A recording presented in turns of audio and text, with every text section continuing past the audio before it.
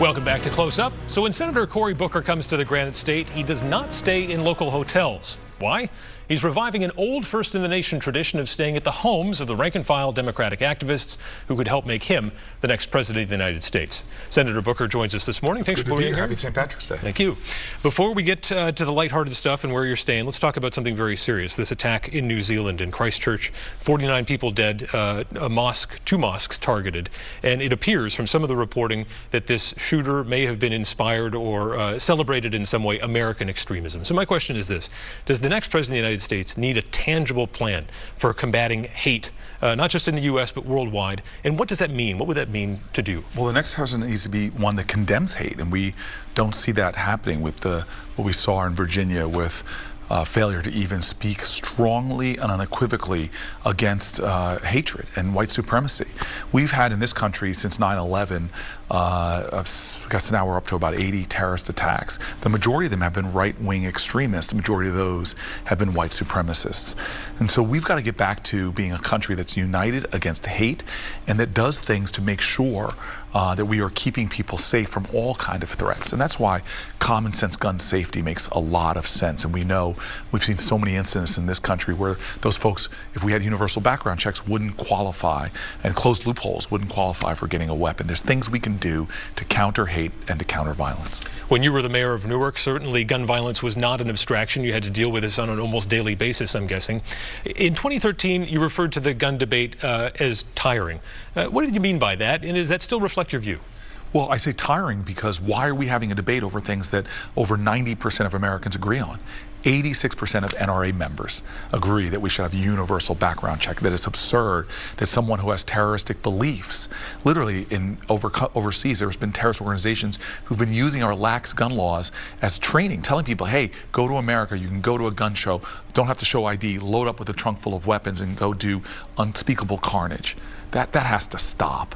The internet sales, loopholes at gun shows, these things have to be closed. Most gun owners agree with that. Most gun owners don't mind sensible gun safety to make sure that people who should never, ever be able to put their hands on a gun can't get one. And that's what's tiring, is not doing the things we agree on. And Second Amendment activists often point out that criminals don't obey laws. And so gun laws, often they just breeze right past them, if you will. And as a mayor, you know illegal guns are a problem in any city. So to what extent, though, should we be focusing on enforcing the existing laws that we already have? Well, there's two things. First of all, we know from the NICS systems, the background check system, they stop people very often by having a background check, by having laws there.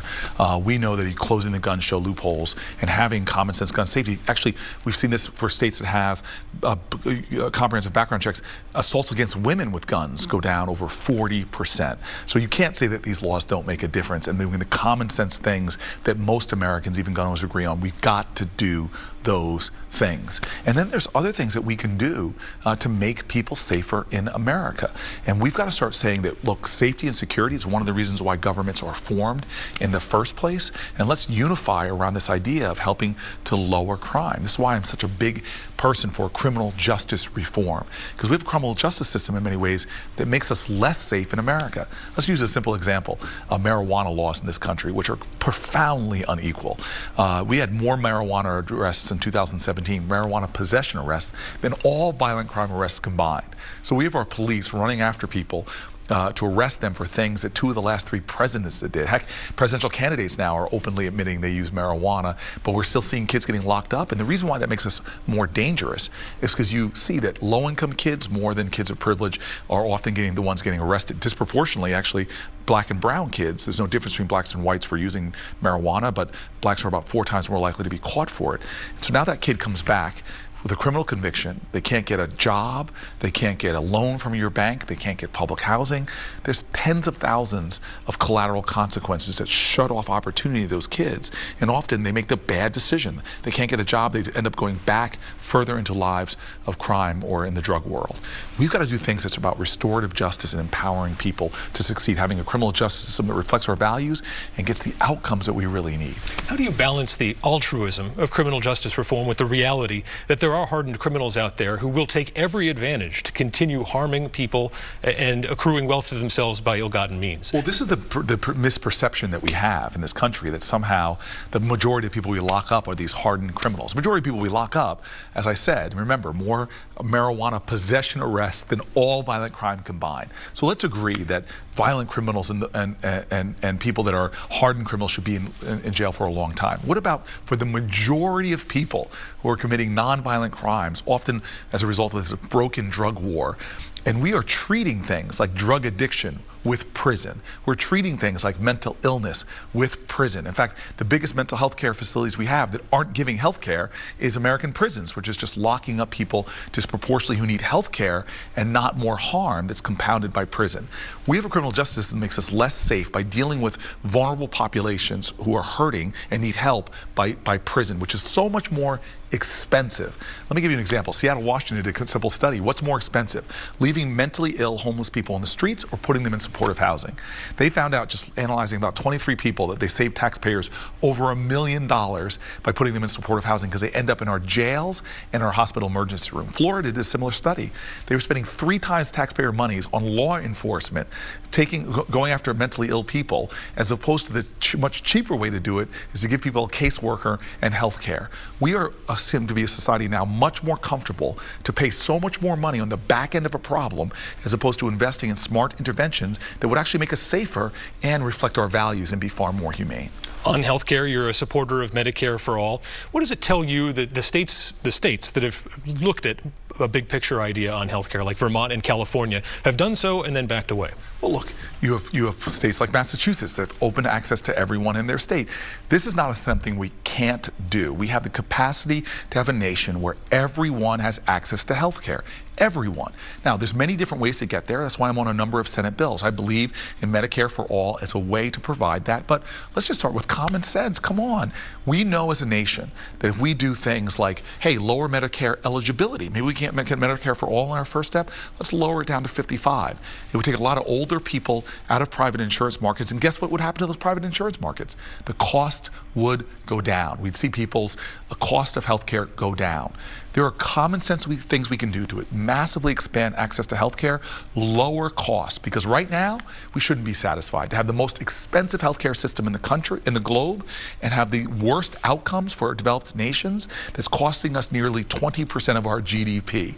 This is not a good way to do it. It's more expensive to do nothing than to find common sense solutions that expand healthcare for all people. Circling back to what we talked about in the intro, you've been staying in the homes of grassroots New Hampshire folks here. What have you learned so far from getting out of the Motel 6 lane and into the bedrooms, the spare bedrooms of folks here in New Hampshire? This is a great state. It really is. Folks here take their first in the nation status really seriously.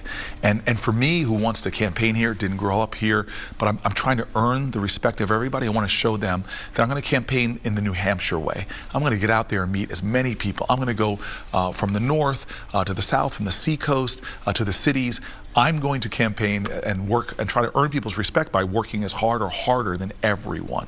And one of the best things to know if you want to know the people is to connect with the people. So why should I spend time in a hotel when I can spend time like I did last night sitting with an incredible, Martha, who's an incredible state senator here, and her husband Steve, eating some rice cakes and talking late into the night, and wake up in the morning and sharing coffee with them and learning a lot from them along the way. On the campaign trail in Lebanon on Friday, you said, and I quote, there will be a woman on the ticket. That's pretty clear. Yes. So you're essentially saying if you're the nominee, you're going to have a woman running alongside you as vice president. Well, you see, again, I just mentioned Martha Hennessy, state senator. You have all of these incredible women out there. I believe there should have been a woman president now. I've worked really hard to accomplish that. With all these incredible women leaders, and with a president that's demeaned and degrade women the way that they have, I think it's past time that America should see women in the highest offices in the land. You all have some great leaders in the Senate who are women, and I think that it's time that we see a woman somewhere on the ticket. At the end of the day, people are going to make their decision not based on race or gender. They're going to make a decision on the passion, the heart, the content of our ideas, the quality of our character, and that's how we should make decisions. But I believe if you look at the field of great women leaders, from the women governors we have, women senators we have, and others, that there should be a woman on this ticket somewhere. You're a vegan.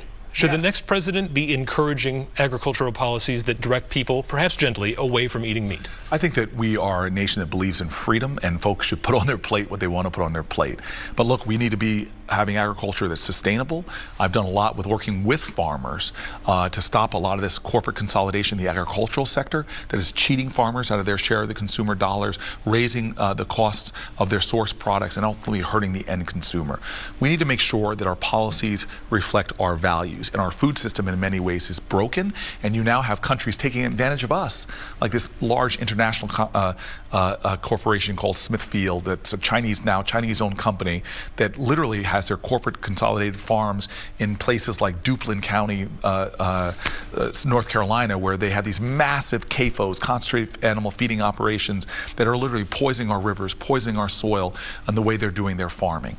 The first entrepreneurs in America were farmers, but the independent family farmers are under assault right now. What I want to do is have policies that support our historic, our heritage, don't hurt the earth, and that give consumers choice and make sure farmers can earn a fair wage. Senator Cory Booker, we thank you for your time. Thank you. We'll see you back here soon. I look forward to that.